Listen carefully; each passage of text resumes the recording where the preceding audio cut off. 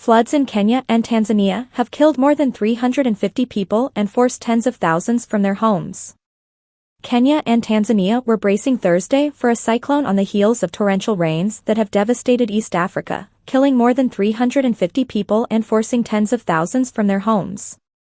In addition to claiming 188 lives in Kenya since March, the floods have displaced 165,000 people, with 90 reported missing, the Interior Ministry said, as the government warned citizens to remain on alert.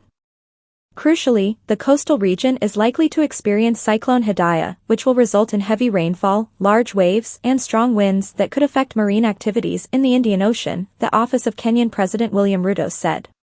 Neighboring Tanzania, where at least 155 people have been killed in flooding and landslides, is also expected to feel the force of Hidayah. The presence of Hidayah's cyclone is expected to dominate and affect the weather patterns in the country, including heavy rain and strong winds in some regions near Indian Ocean, Tanzania Red Cross Society said on X. Formerly Twitter. Kenya's capital Nairobi is among the areas expected to suffer heavy rains over the next 2 days, the Kenya Meteorological Department said on X. The heavier-than-usual rains have also cost at least 29 lives in Burundi, with 175 people injured and tens of thousands displaced since September last year, the United Nations said. Earlier this week Ruto announced he was deploying Kenya's military to evacuate everyone living in flood-prone areas. In a bulletin released Thursday evening, the Interior Ministry ordered anyone living close to major rivers or near 178 filled up or near filled-up dams or water reservoirs to vacate the area within 24 hours, warning that they would otherwise face mandatory evacuation for their safety. The devastation has also affected Kenya's tourism sector, a key economic driver, with some 100 tourists marooned in the famed Masai Mara Wildlife Reserve on Wednesday after a river overflowed, flooding lodges and safari camps.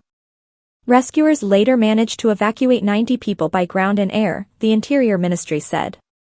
The area is currently inaccessible with bridges washed away, Narok West Subcounty Administrator Stephen Nicola told AFP, adding that about 50 camps in the reserve have been affected, putting more than 500 locals temporarily out of work. There are no fatalities, but communities living around the area have been forced to move away.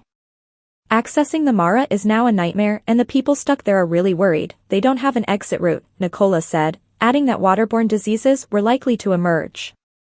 I am worried that the situation could get worse because the rains are still on. In the deadliest single incident in Kenya, dozens of villagers were killed when a dam burst on Monday near Mai Mahiu in the Rift Valley, about 60 kilometers, 40 miles, north of Nairobi. The Interior Ministry said 52 bodies had been recovered and 51 people were still missing after the dam disaster. Opposition politicians and lobby groups have accused Ruto's government of being unprepared and slow to respond to the crisis despite weather warnings. Kenya's government has a human rights obligation to prevent foreseeable harm from climate change and extreme weather events and to protect people when a disaster strikes, Human Rights Watch said Thursday. The United States and Britain have issued travel warnings for Kenya, urging their nationals to be cautious amid the extreme weather. The devastation has sparked an outpouring of condolences and pledges of solidarity from all over the world, including from Pope Francis and UN Secretary-General Antonio Guterres. The rains have been amplified by the El Niño weather pattern, a naturally occurring climate phenomenon typically associated with increased heat worldwide, leading to drought in some parts of the world and heavy downpours elsewhere.